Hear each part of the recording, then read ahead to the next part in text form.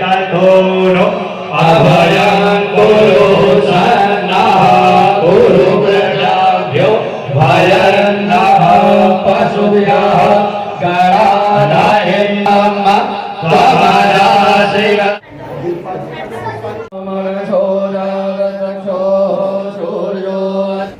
हरि ओम जज जाग्रतो दूरमुदय विदय बन्धु तथय वेति दूरतिरेकं तन्मे मनः शिव संकल्पमस्तु।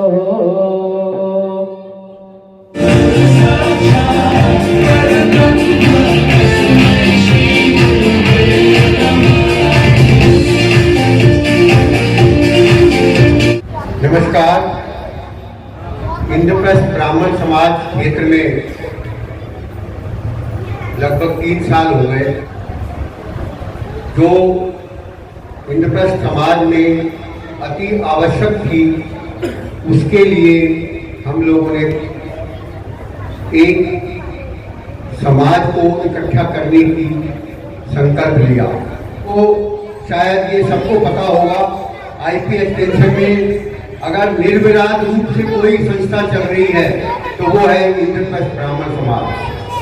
मैं आपको ये वचन देता हूँ, इस संस्था का मैं प्रमुख नहीं हूँ, मैं पहला सिपाही समझ के ये बात आपको कहना चाहता हूँ कि इस संस्था में इतनी बढ़िया, इतने अच्छे अच्छे लोग हमारे साथ जुड़े हुए हैं जिन्हें ना नाम की फिक्र है ना काम की।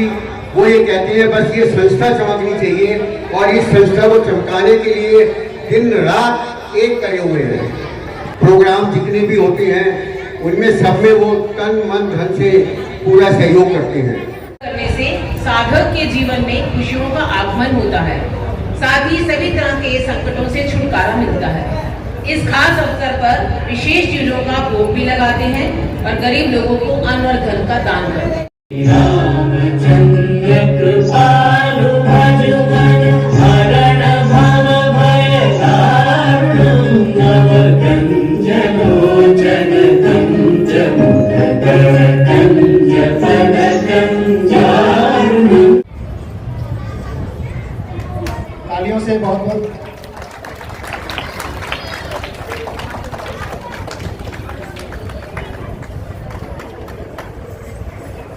योगेश शर्मा जी से करूंगा कि वो माला पहनाकर उनका स्वागत रिक्वेस्ट करूंगा कि माला पहनाकर उनका स्वागत करें।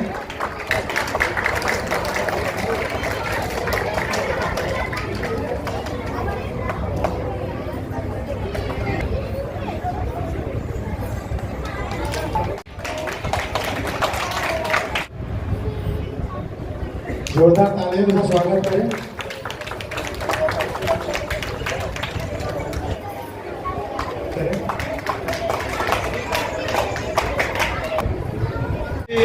सर्वोच्च न्यायालय में अधिवक्ता के रूप में कार्य करते हैं। इसी प्रकार हमारी 11 लोगों की कार्यकारिणी है जो सभी तरह से सभी कार्यों को कुशलतापूर्वक संपादन करती है।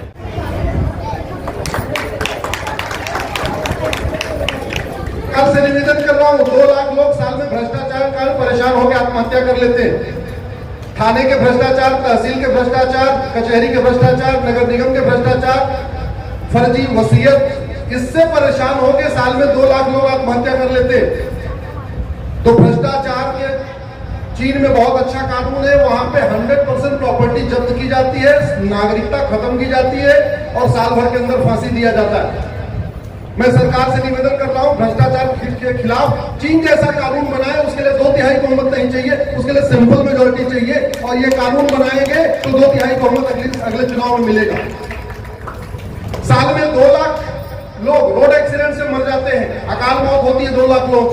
मैं आंकड़े बता रहा हूं, भारत में प्रतिवर्ष 90 लाख लोग मरते हैं, उसमें से 25 लाख लोगों की अकाल मौत होती है, यानी अपना टाइम पूरा नहीं कर पाते।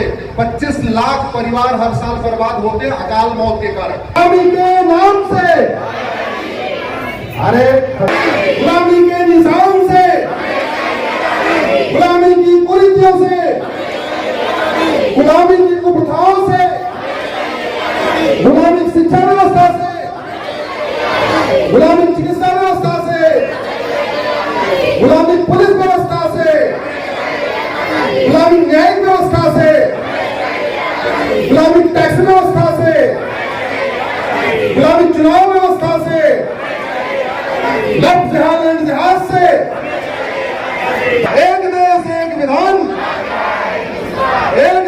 एक विधान।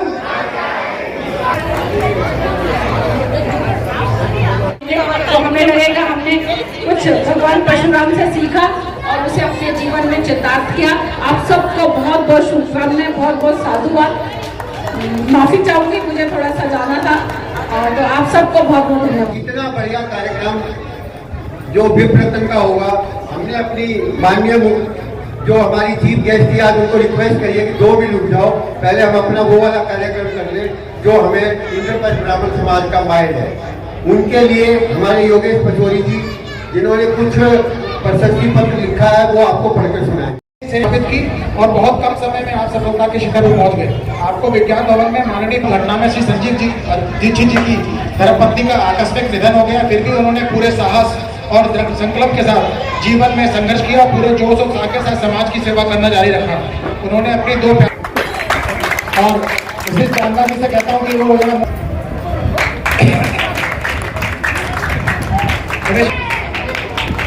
और सुधीर जी से रिक्वेस्ट करूंगा कि वो माला पहना के और मैं अपने ट्रेजरर साहब पाराशर जी से रिक्वेस्ट करूंगा कि वो क्या प्लीज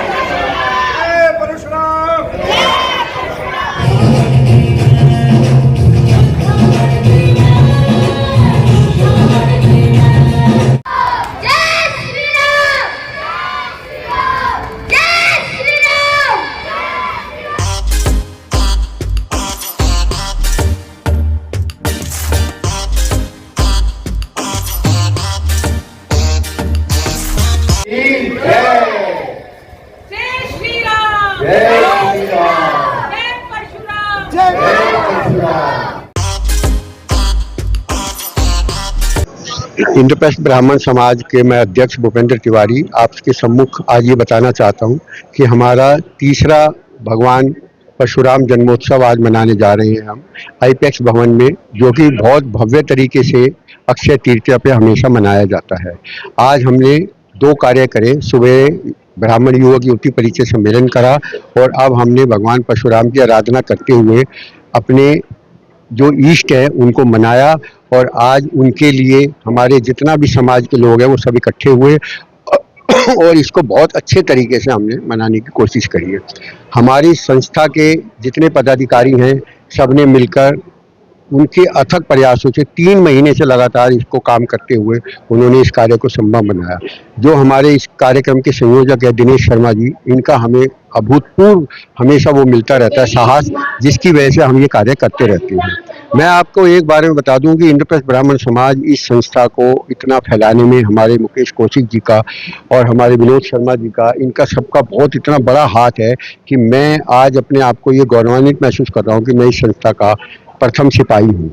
आपको ये बता दूं मैं इंद्रप्रस्थ ब्राह्मण समाज अब आगे आगे और ऊंचाइयों पर ही जाएगा और हमारा लक्ष्य ये है कि अगर हम किसी भी बच्चे को आर्थिक, सामाजिक या किसी भी तरह से कोई मदद दे पाए तो हम इंद्रप्रस्थ ब्राह्मण समाज को धन्य समझेंगे। यही हमारा लक्ष्य है और हम ज़्यादा विश्वास राजनीति में नहीं रखते लेकिन कार्य करने में रखते हैं।